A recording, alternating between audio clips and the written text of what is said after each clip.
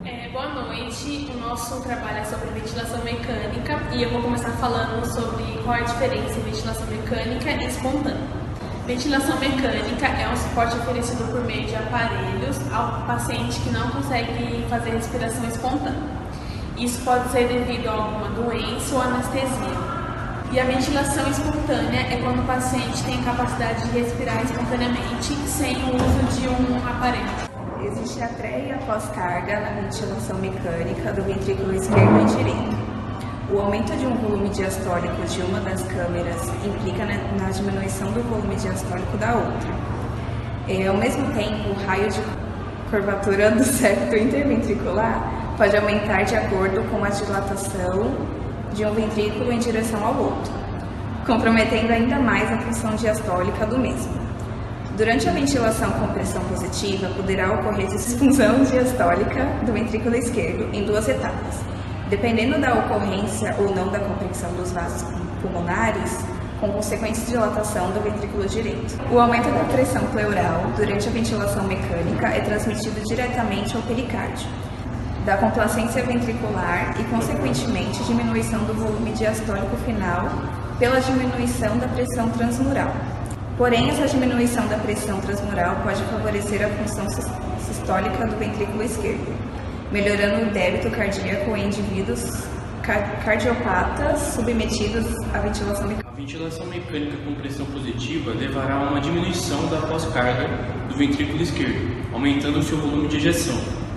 A diminuição da pós-carga do ventrículo esquerdo pode ser conseguida através de uma diminuição da pressão arterial sistêmica, pois irá diminuir a pressão ventricular sistólica e o estresse da parede vascular, para dado volume sistólico final.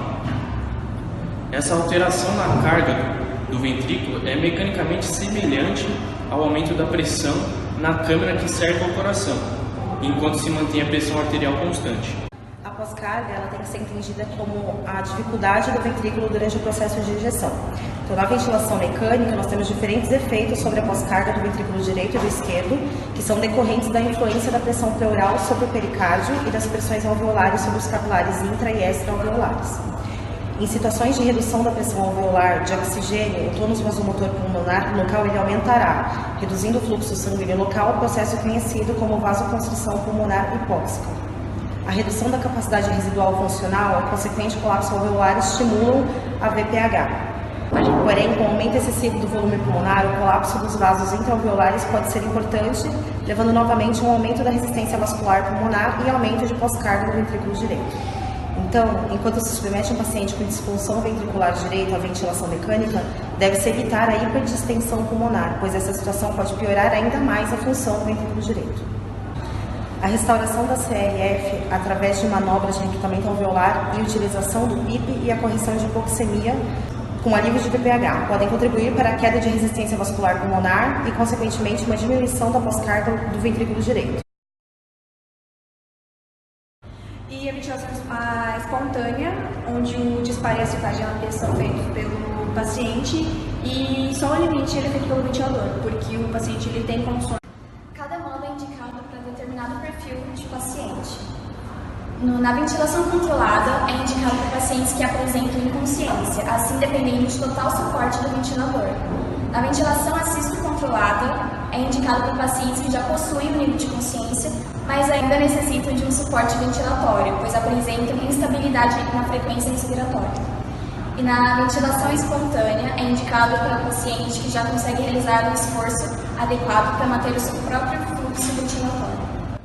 Bom, eu vou falar de três modalidades. A VCV, que é a ventilação por volume controlado, a PCV, que é a ventilação por pressão controlada, e a PSV, que é a ventilação por pressão de suporte. A VCV é o volume corrente e fluxo são pré-determinados, ciclos controlados, frequência pré-determinada, disparo a tempo, ciclos assistidos em resposta ao esforço do paciente, disparo, pressão ou fluxo. PCV é pressão expiratória pré-determinada. Curva de fluxo nunca será quadrada, livre e variável. Ciclos controlados, frequência pré-determinada, disparo, tempo. Ciclos assistidos em resposta ao esforço do paciente, disparo, pressão ou fluxo. A PSV, o modo espontâneo, paciente controla a frequência respiratória, o tempo expiratório e o volume corrente. VC, depende, esforços expiratórios ou pressão de suporte, pré-estabelecida ou mecânica do sistema respiratório. Ventilador envia pressão positiva pré-determinada. Ciclagem, queda do fluxo respiratório, 25% do pico. Necessário drive respiratório. Inspiratória, que tem como parâmetro ajustável para que não ultrapasse o ventilador mecânico.